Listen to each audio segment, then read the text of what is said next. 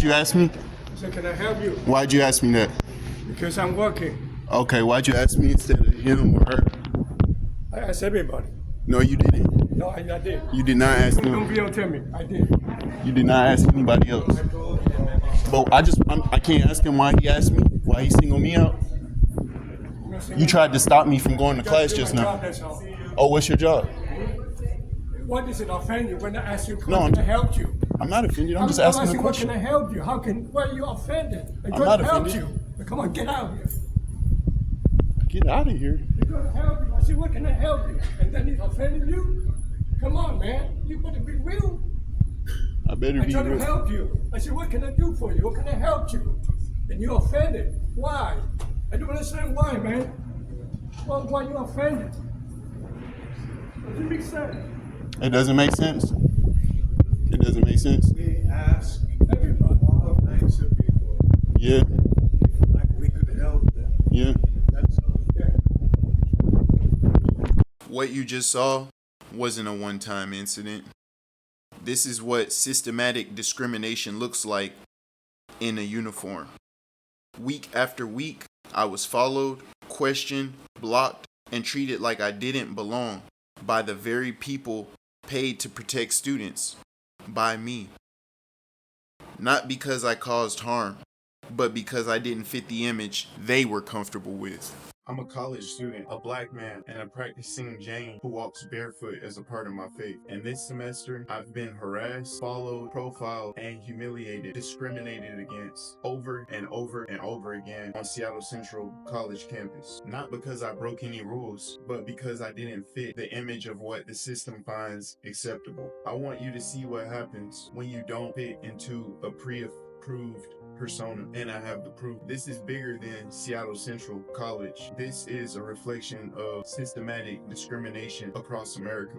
A little background information about me. In 2020, I was on the streets protesting after the murder of George Floyd. I put myself on the front lines in the midst of all the chaos, the looting, the pepper spray, the flash, concussion grenades. I didn't do this to hurt anyone. I had to show that I would risk my own freedom for justice. Never been in trouble before in my life, but after this protest, I went to prison, federal prison, for the first time ever in my life. 2 years later, when I finally came home, I didn't pick up a weapon. I picked up my books. I enrolled in school. I tried to go through the right channels. But what I've learned, even if you do the right thing, if you don't look the part, if you don't fit the mold, the system will reject you. This isn't just about me. This is bigger than me. It's about what happens to anyone who steps outside the box that the system built for us. If you're barefoot, if you're black, if you're praying on the wrong sidewalk, you're a threat. If you're too loud, if you're too quiet, if you're too different, you will be punished. This system isn't just broken. It's actually built and designed like this. I've seen it when I protested. I've seen it when I tried to go to school and do the right thing. I've seen it when I reached out for help. They all turned their backs on me. I need your help. If this video resonated with you, please share it. Please tell everybody you know. Tag the Department of Education. Tag the media. Tag all the outlets. Tag the Department of Justice. We need to demand accountability. Let's not just say what we want in word, but let's also prove it in action and in deed. We don't need apologies. We need action. This all began for me on Wednesday, April 9th, 2025, the first day of class, my 2:00 p.m. class, which is actually a humanities class that all we studied this semester was racism, capital racism, systematic discrimination. And as I'm studying this topic in school, on campus, I'm seeing it in real time. As we're coming up with all these ideas on how to combat this, I'm seeing nothing done about it in real time. That's why I decided to create this video. That's why I decided to file these reports. While I was in the classroom the first day of class, a security officer came inside of the classroom, walked past every student. I was in the far corner of the classroom. The officer had to cut through the entire classroom. Everybody was looking. The officer came straight up to me and said, "I need you to come with me," attempting to remove me out of the classroom. I didn't move. I didn't say anything. I hadn't done anything wrong. I was trying to learn at the moment. I was trying to pay attention in class. When I didn't move, the officer asked me, "Are you a student here?" here? Which I nodded. I didn't even say anything. I just nodded. Yes, sir. Then he exits the classroom. On the first day of class, this singled me out among all the students, stigmatizing me as if I didn't belong, purely based on how I looked, not on anything that I had done. It didn't matter that I was on the dean's list the previous semester. It didn't matter that I hadn't been in any trouble on campus, based purely on how I looked. Security came in, disrupted my learning, disrupted the entire class, humiliated me, and it was completely unwarranted. It was an obvious real-life act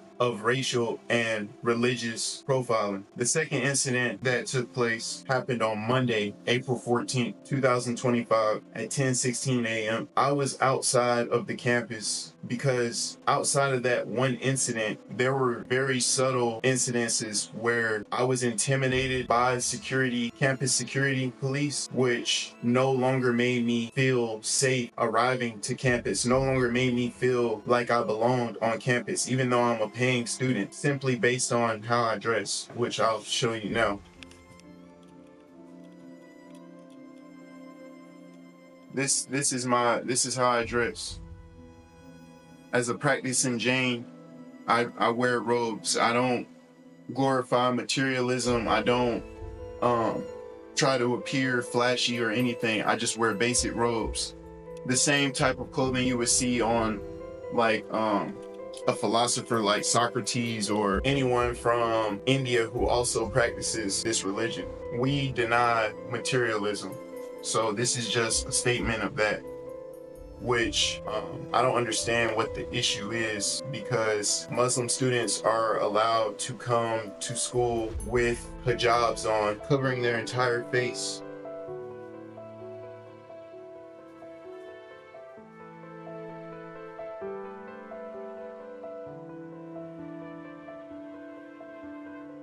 No one is calling the police on them. No one is following them around the building. So on Monday, April 14th at 10:16 a.m., 2 campus security officers confronted me while I was laying under a blanket. Mind you, one of the officers that confronted me was the same officer who came into the classroom on the first day of class, who already has verified that I'm a student at the campus. So this is our second interaction, which he's already asked me and repeated the same question. I was in the parking lot for the campus, but I was not in any parking space. I was not in any area that blocked traffic. There's actually a small path with a stairway that's 4-foot traffic. I was out of the way. I was in an area that you cannot drive on. I was in an area where nobody was even walking. I was praying quietly before class in the parking lot under my robes. The officers approached me and came up to me and asked me how long I was going to be there, how long was I going to be doing this, and really just making me feel as though I was doing something wrong, which I don't see why me praying under my robe was an issue when there are people literally smoking fentanyl in this same area, sitting right on the curb.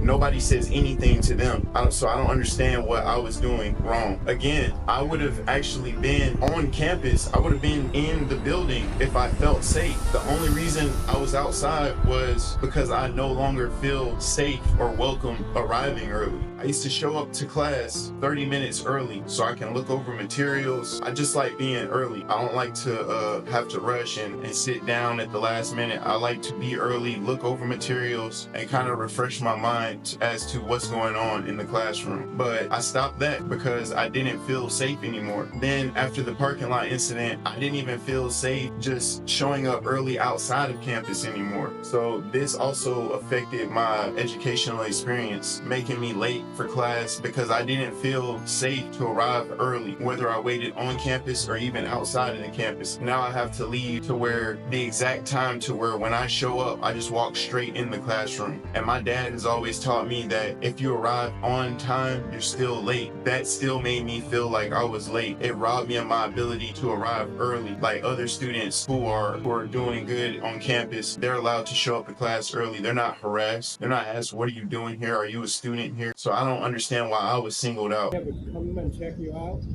All right, we're gonna be here for a little bit. We're leaving now. Yes. Okay. What's that? Going to school?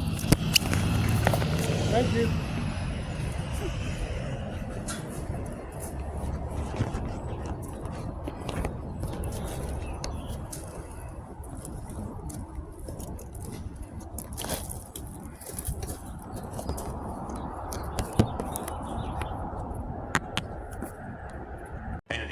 always ask these questions when I show up early on campus. It's not fair. This is a double standard where I'm treated like a threat for being barefoot, a praying student, and it's a clear discrimination based on my religion and race. On April 14, 2025, shortly after 12:50 p.m., I visited an office on the 3rd floor to ask that my concerns. I had tried reaching out to the school, trying to ask that these concerns be addressed, students be made aware of other students' right to exercise their religious beliefs, to stop calling campus police on me just because I don't look like you. I've not done anything to you. I haven't harassed you. I haven't spoken to you. I've not threatened anybody. I'm going to school just like you. I would like to be respected as your fellow student and as your fellow peer. So I spoke with an older white gentleman in the office. He was wearing glasses. He had white hair. I explained the issues to him that I was going through. I was telling him that I had tried to reach out and I still hadn't heard anything back. And at the end of the conversation, he looks at me and he says, "Are you a student here?" Which I felt like that was completely uncalled for. It was completely inappropriate. It subtly hinted at the fact that my concerns were not going to be taken serious. I don't understand why, if any other student is concerned about me being on campus, that issue is addressed immediately before I even arrive on campus. I can be outside in the parking lot. Students can call in and report that I'm here now, and instantly police show up. 1 or 2 officers show up and are hounding me and harassing me, asking me questions they already know the answer to. But when I have a concern, it's never addressed. Even though I go above and beyond, even though I address all channels, I go through every avenue provided to get my issue addressed, it's never addressed. So that in itself is also discrimination. What makes one student concern more important than my concern if we're supposed to be all equal on campus, which they have these signs posted up all over campus? Oh, this is a safe environment where all religions, all races, all genders, all backgrounds, all ethnicities are accepted. They have that poster everywhere across campus, but in reality, it's not true. This man's question, it was dismissive, especially since the fact given that I was trying to resolve a serious matter of harassment. It still perpetuated the stigma that I'm an outsider, even though I paid tuition to go to school here. That's discriminatory treatment. On Wednesday, April 16, 2025 at 12:50 p.m., a female security officer, a white lady with a short haircut, she stopped me after class as I was leaving the class and asked me if I was a student there, to which I nodded my head yes, and she demanded that I prove it. So I pull out my cell phone, I pull up my Canvas profile on my cell phone, which has an image of me on the profile picture. I show that to her. She says, "This isn't enough proof that you're a student here." I have to walk all the way back to my classroom with the officer. Again, this is in front of other students. This is showing other students, hey, this guy's always got an issue with security. This is a bad student. There's always an issue with him with security. Every time you see him on campus, you see him by security. So this is implanting into the student's mind that I'm not a good person, that I'm a person that's a suspect, that needs to be watched, that needs to be monitored, that needs to be reported on. And for what? I've still yet been told. I've asked this question multiple times through email, through the office. Why am I being singled out? And I've still yet to receive any answers. I have to go back to the classroom with the security officer and have my professor verify, even though I showed her on Canvas on my phone that I'm a student. I had to have my word wasn't good enough. So you're automatically also assuming that I'm a liar. So I had to have my teacher verify that, yes, he just left this classroom. He's a student here. Another incident occurred on Wednesday, June 4th, 2025 at 10 a.m. as I entered the campus. I was printing off my English assignment. A security officer followed me all the way from the entrance to the computer lab. He watched me the entire time as I'm pulling up my email, downloading my document, and printing it off for class. I can just feel somebody staring at me over my shoulder, and I turn around and he's just looking at me with this menacing look as if he had something to say to me, but he never says anything. But he's just staring at me, which I'm like, well, first of all, why did you follow me here from the entrance? And why are you just staring at me? Let's switch the roles. I followed a young white female student from the entrance of the campus into the computer lab and just stared at her while she printed off her homework. How would that make her feel? And how would that look on my part? How would I be perceived if I did the same thing that he did to me to a young white female freshman student that's walking on the campus? If I follow her from the entrance to the computer lab and just stare at her and watch her print off her assignment. No other students are followed around like this on campus when printing papers or using campus resources. I was targeted because of how I look, what I practice. This is harassment, it's intimidation, it's psychological warfare, and it's discrimination.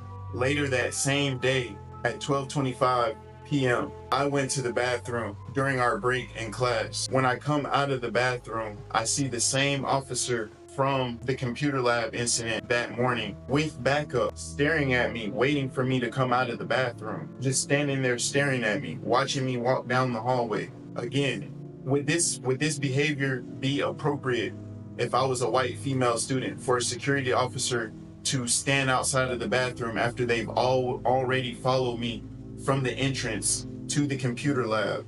If we're all supposed to be being treated equally, would it be appropriate for a security officer to follow a freshman, a young white female student from the entrance of the campus to the computer lab? Would it be appropriate for a security officer to do this? Or would it even be appropriate if another student did this? And then when they go to the bathroom, you're standing outside waiting for them to come out of the bathroom with backup. Again, what message is this sending to students walking through the hallway who see this interaction with me and security every day? And this escalation is clearly based on profiling. It treats me like a threat for walking barefoot and practicing my faith. It's psychological intimidation, gender, racial, and religious discrimination. The final incident on the final day of school, Wednesday, June 18th, 2025 at 12:50 p.m. I was walking into the campus with a line of other students that were also walking into the campus. There were probably 3 or 4 students ahead of me. I was walking directly behind them. We all entered the campus at the same time. The door didn't even close when we walked in. We all went in as a train. The first couple of students in front of me went in the campus about their day. When as soon as security spots me out of the line, he steps in front of me. He puts his arm out. He blocks me. And in an aggressive manner and tone, he says to me, "Can I help you? Can I help you? Can I help you? I don't need any help. I'm just trying to walk to my classroom and do my final assignment for school, my final presentation for my humanities class." When I tried to keep walking, he stepped in front of me as if I was not allowed to be on campus. When I tried to walk around him, he put his arm out in front of me and blocked my path. There was another employee who was even with him who grabbed him by the arm and said, "Hey, he's a student here, stop." That day you came with me to school. When we were walking onto the campus, what happened on the way to the classroom? Well, we walked in, the security guard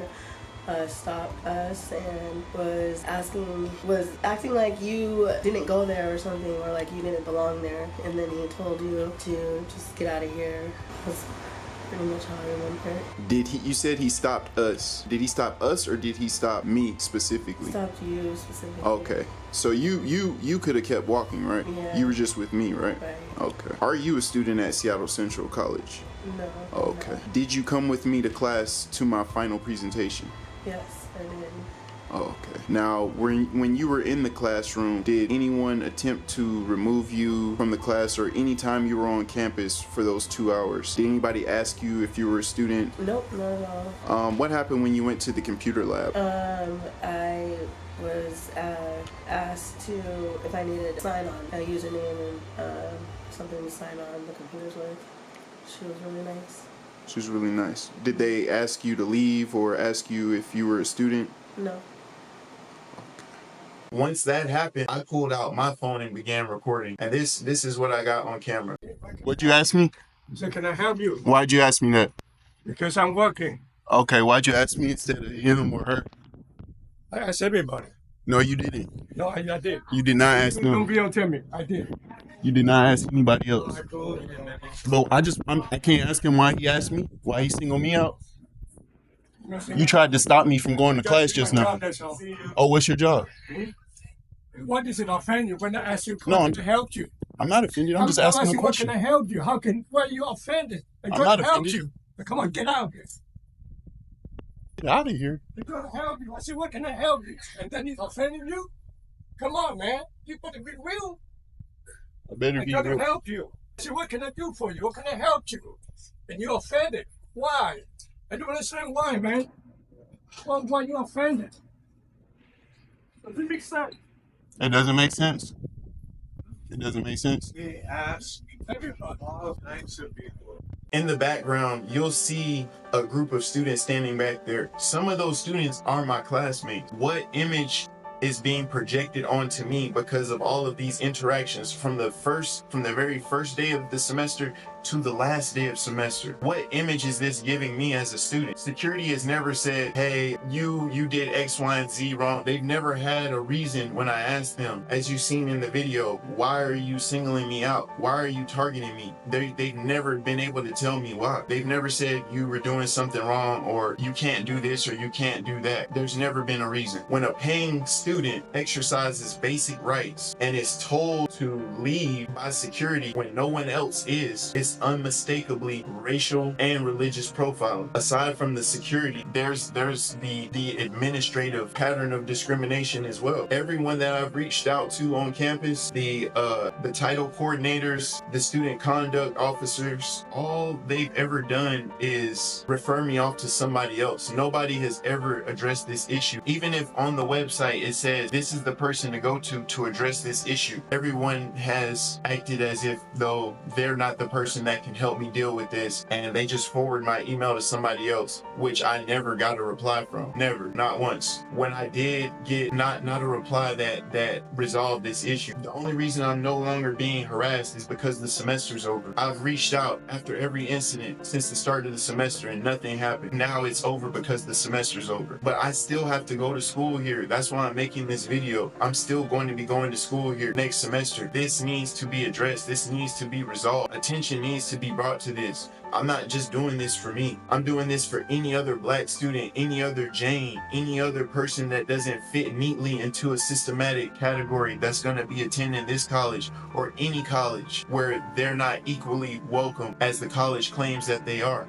So one of the only replies that I got from the student conduct officer was, "Thank you for reaching out. I'm sorry to hear about your experiences." That statement alone admits that what I was facing was wrong. And this was even before the other incidences in June and April occurred. However, she took no action, continuing to refer me elsewhere. Other staff forwarded my email saying, "I'm wondering if you will respond to this. I'm wondering if you would respond to this student. I'd like to know in case they walk into my office and ask me about it." That was their only comment. No real response, no investigation, no support, no follow-ups. This is a discriminatory referral loop where the issue never gets addressed. It just gets passed down the line. Staff have been aware all semester and have done nothing, telling me my concerns don't matter. That inaction is an extension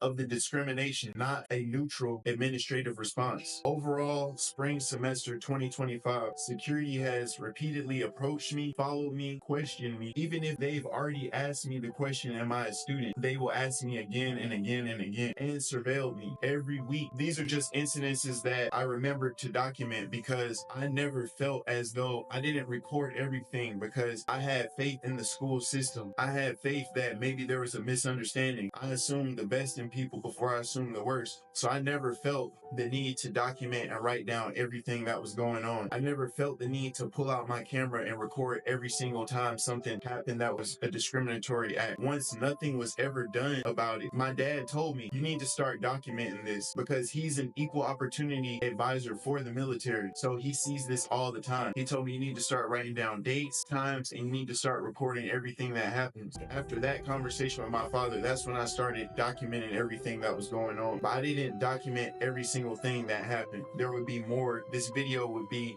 30 minutes longer. I've had to prove my identity multiple times to the same officers. My attempts to do coursework, prepare, pray, or simply just enter campus and learn have all been disrupted. As a black man with dreadlocks, walking barefoot, practicing Jainism, I don't fit the stereotypical image of a Jain, an Indian from the Middle East. That differential treatment is clear proof of racial and religious discrimination. These actions have all harmed my education, my mental health, and my academic reputation. It doesn't stop there. It's a part of a broader discriminatory pattern, not isolated events. I need this issue to be addressed before I transfer to University of Washington, because I don't know if this will just end here or if it will continue there. Even when I took my concerns to the Office of Civil Rights in downtown Seattle, their energy and their whole demeanor just gave me the same feel as when I tried to handle this issue on campus at Seattle Central.